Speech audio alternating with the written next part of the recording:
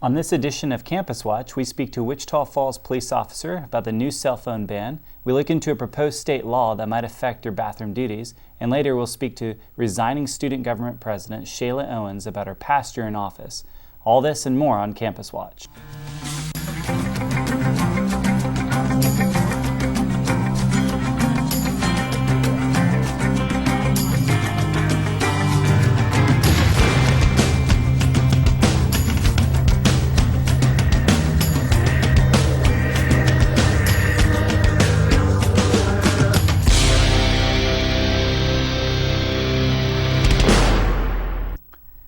Hello and welcome to this edition of Campus Watch. I'm Derik Schneider.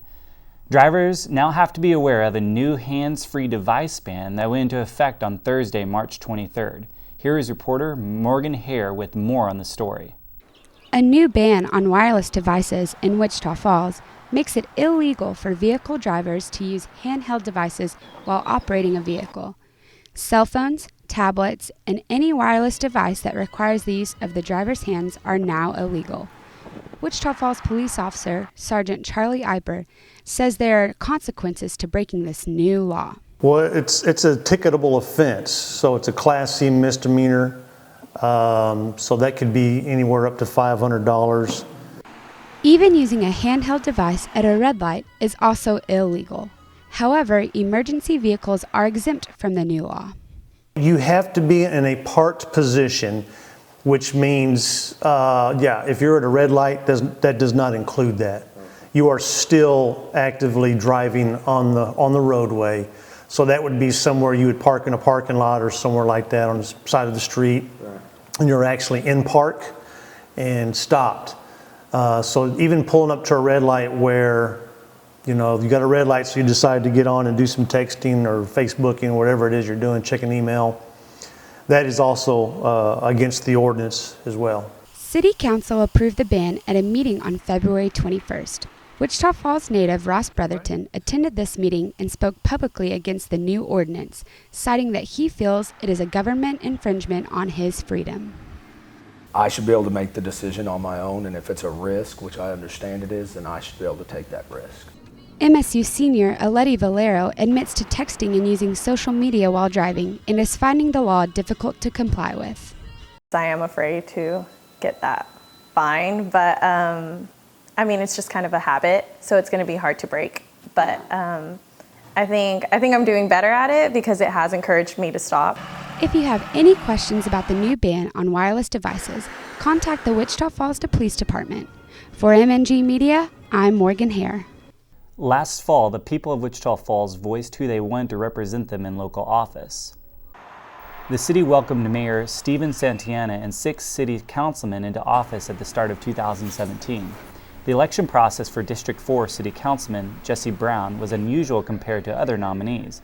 Brown's preparation for the race began in the final months of his senior year at Midwestern State University. So I announced July 6th, it closed August 22nd. But no one filed against me to run. So I didn't have an opponent. And there was no write-ins. So I knew after September 1st that I was going to be elected. Brown shared some of his future plans for Wichita Falls, which included economic development, better relationships with Shepherd Air Force Base and MSU, and improving Wichita Falls infrastructure. The City Council wants Wichita Falls to be a place of opportunity for millennials going forward. Brown is the youngest city councilman ever elected, helping this goal move forward. The other day I gave a speech to MSU students. At the speech, I let them be civically engaged through the mayor. I told them I'd take the idea to keep millennials here. Give me one idea, we're going to vote on it. I'll take it to the staff and council, and I will promise we'll try to implement it. I gave them 10 minutes to break out into groups, and within 5 minutes I stopped everybody. I just said stop because I saw a commonality. I said, raise your hand if you want me to develop downtown Wichita Falls. 90% of the people raised their hand. Be on the lookout for new changes to revamp Wichita Falls. On Tuesday, January 31st, Governor Greg Abbott imposed an immediate hiring freeze on state agencies throughout the end of August, which includes positions at Midwestern State University. Reporter Noah Fazekas has more on the story. The hiring freeze Governor Greg Abbott imposed bans state agencies from posting new jobs or filling ones currently vacant. Local agencies that will potentially be affected include the Texas Department of Transportation, Texas Department of Motor Vehicles, State Highway Patrol, and Midwestern State University. Abbott predicted that the action would free up about $200 million.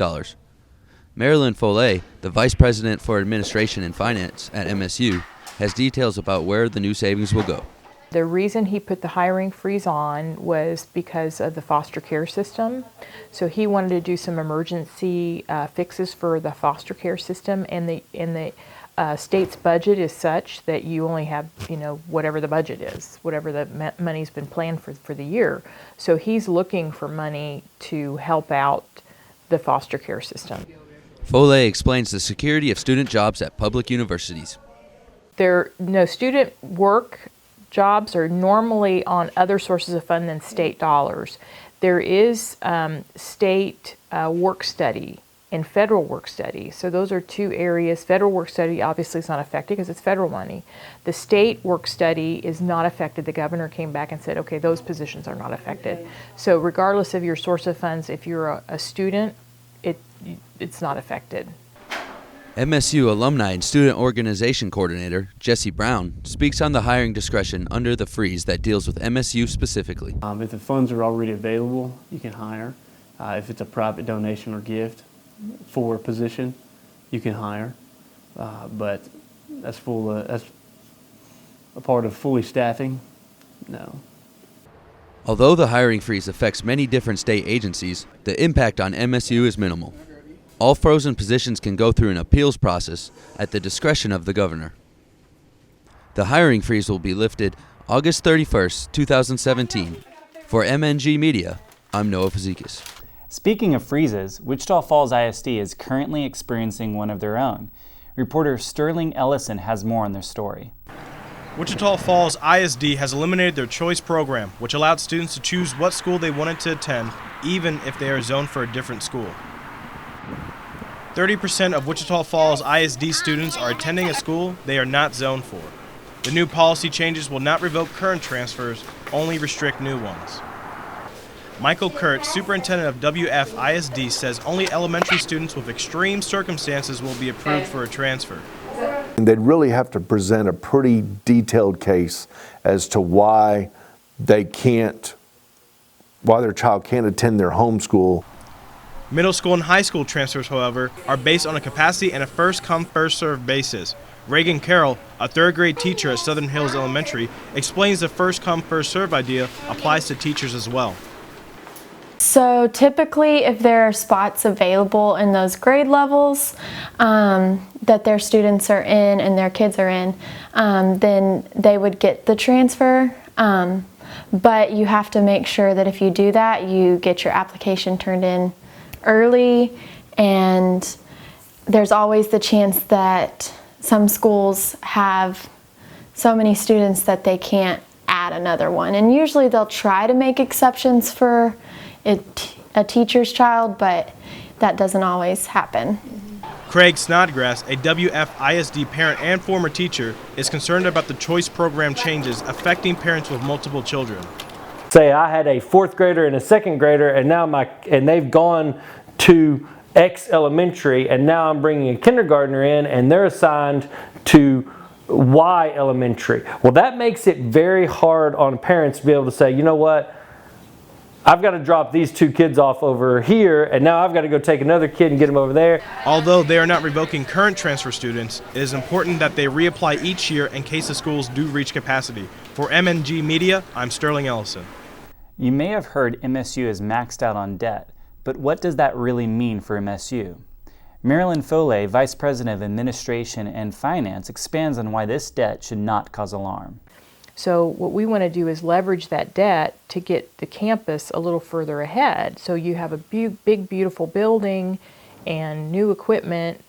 It's going to actually attract more students, which brings in more money. So that's kind of what leveraging is. You're leveraging the debt, which people have a kind of a bad connotation of debt, to get yourself ahead. So it's actually worth more by taking on that debt because of these other benefits you're going to get from it, right? Although being in debt sounds like a bad thing, Foley explains it's a normal and necessary for university development. We asked President Suzanne Shipley her thoughts on the university's debt. So we have now residence halls that aren't going to have any more debt and other buildings that won't have any more debt, and that'll open up an ability for us to spend. But until that happens, we should not be taking on too much debt. Just like student loan debt might be a necessary evil, it benefits you in the long run. MSU's debt is essentially the same concept. Borrowed money will lead to growth in all aspects of university life. There have been 2 executive orders on the travel ban. President Donald Trump signed the first executive order in early January, but it was deemed unconstitutional in federal court. The second executive order was issued to be put in effect on March 16th, but earlier that day, a federal judge put a hold on the ban on the basis of discrimination. President Trump says the reason behind this order was to prevent terrorist entry into the United States. The order bans 6 countries and their citizens from obtaining visas and entering into the United States. Elizabeth Isase, immigration specialist for Midwestern State University, gives more information on the travel ban. What we really need to be looking at is discrimination based on national origin. The new executive order is a bit different from the original one. Existing visas will now remain valid, and the new executive order bans 6 countries instead of 7. To have an executive order, banning people from Syria, Libya, Iran. The previous ban had Iraq, which has now been removed from the March executive order, as well as the Sudan and Yemen, is a little heavy-handed, okay? And even in the executive order now, Iraq, although not in the core group of the excluded countries, still involves heavily screening them and taking note. MSU has under 5 students who are directly affected by this ban. Advice given to these students was not to travel unless it's absolutely necessary, making this an issue considering their rights as human beings. When we come back, we will take a look at a proposed Texas bathroom bill targeting transgendered people, and stay in tune with our live interview with Shayla Owens. Welcome back. Over the past few years, the harvesting of wind power has swept across North Texas, threatening Wichita Falls' most profitable business. Shepherd Air Force Base has the largest economic impact in the region. Shepherd is a training base for pilots who have not flown before and need open space to ensure optimal safety. The Air Force chose Wichita Falls as a destination for the base because of its vast and flat land with little interference of tall structures. The Chamber of Commerce President, Henry Forsheim, warns that this presence of wind turbines not only compromises the training and safety of new pilots, but the existence of the base in Wichita Falls. So some people outside of the city could make a little bit of money from putting these wind turbines up on their property, and the next thing you know, Shepherd's gone. While there are those who would receive profit from wind turbines on their property, the community and the region's economy would suffer a $5 billion loss. In early March, the Texas Senate approved Senate Bill 6. SB 6, or more commonly known as the bathroom bill, requires people to use public restrooms according to their sex listed on their birth certificate. In 2016, Lieutenant Governor Dan Patrick named the bill a top priority. Although the Senate has approved the bill, the House of Representatives must approve it as well before it can take effect. Reporter Morgan Hare has more on how the possible passing of SB 6 could affect Wichita Falls. Texas House Speaker Joe Straus expressed his opposition to SB 6 and even confessed that he would vote no to the bill. The transgender community of Wichita Falls is highly concerned about the effects of this bill if passed. Questioning the true intentions of SB 6, we have Zoe Liddell, a local transgender woman. Liddell, who hosts a local support group, feels that this bill is stripping away their rights. Well, the bill's intention has nothing to do with safety and all about discrimination. It's just segregation in its purest form. Flush SB 6! Flush SB 6! Liddell led an anti-SB 6 rally on March 4th. Supporters from many different backgrounds came together to protest alongside Liddell, including Christopher Cruz, president of MSU's Pride organization. Cruz said that while some locals had negative reactions to the protest, the good outweighed the bad.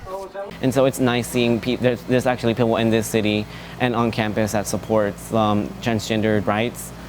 Wichita Falls Chamber of Commerce President Henry Florsheim worries of how the possible passing of SB 6 might affect the business side of things. I don't understand why we would want to do anything that could keep people from coming into the state.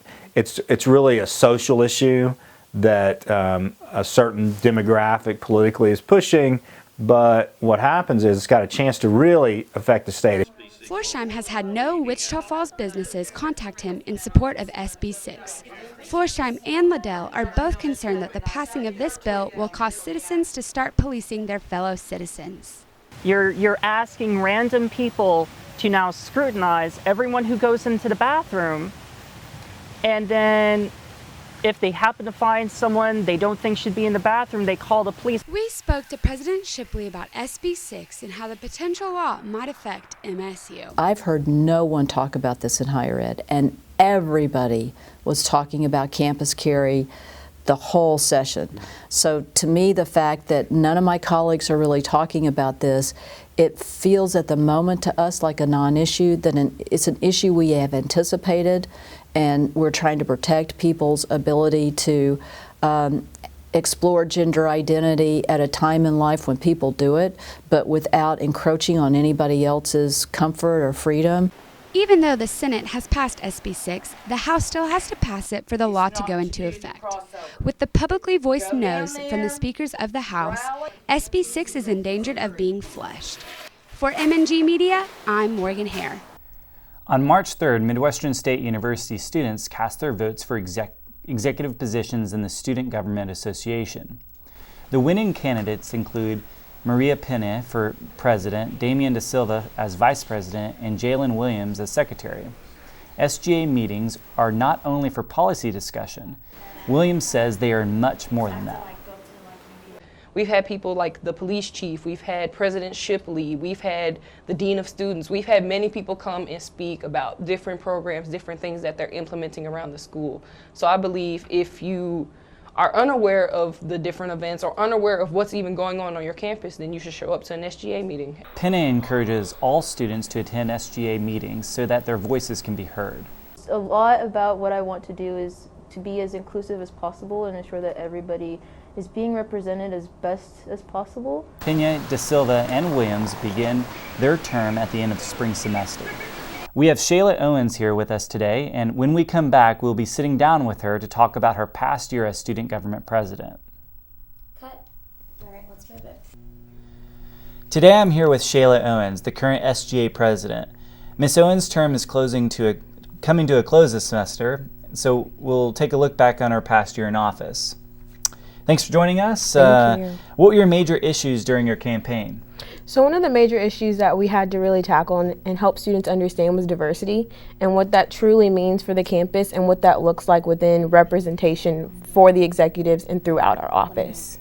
How did you deal with those aspects? So the students actually dealt with it on their own.